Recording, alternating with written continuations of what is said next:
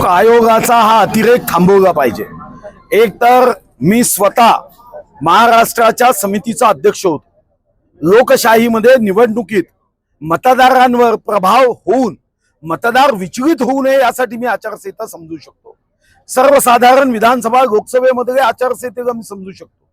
मागच्या 5 वर्षात 315 दिवस आचारसंहिता कामच करायचं नाही आणि 315 दिवस आचारसंहितेनंतर पुन्हा 52 शनिवार 52 रविवार आणि सणाच्या सुट्ट्या म्हणजे 52 शनिवार 52 रविवार जर आपण धरलं तर 520 दिवस।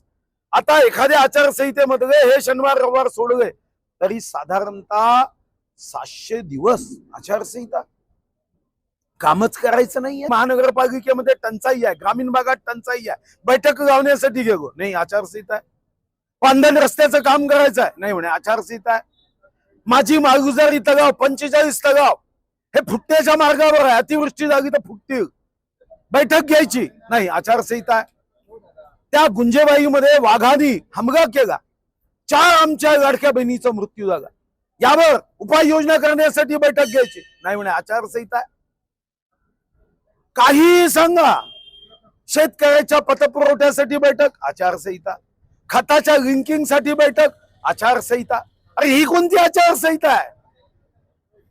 इथं 12 किलोमीटर पृथ्वीच्या खोल करून जमिनीत गाडली पाहिजे।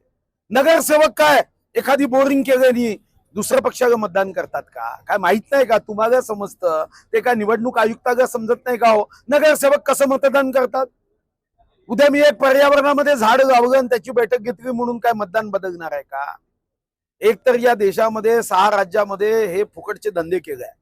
हे स्थानिक स्वराज्य संस्थेच्या निवडणुका रद्दच केल्या पाहिजे, काही फायदा नाही आहे। कारण नसताना जे नगरसेवक आहे त्या नगरसेवकांना अस्थिर मनाचं करण्याचं काम या निवडणुका करतात।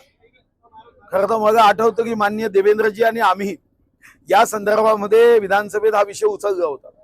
आता मी पुन्हा केंद्र सरकारला पत्र पाठवतोय की स्थानिक स्वराज्य संस्थेच्या निवडणुका बंद करून टाका, काही कारण नाही आहे।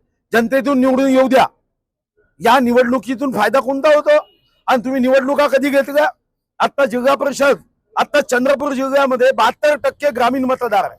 मग जिल्हा परिषदच्या निवडणुका नसताना या निवडणुका घेऊन तुम्ही ग्रामीण जनतेवर अन्याय नाही केला?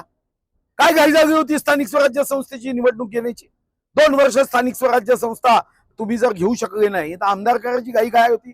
आणि मी जेव्हा निवडणूक आयुक्ताशी स्वतः बोललो हा अतिरेक बंद करा, तर या अतिरेक बंद केला नाही। मी पत्र पाठवलंय परवा, पण सुदैवाने आता आमच्या जिल्ह्याची निवडणूक अविरोध झाली म्हणून बरं आहे।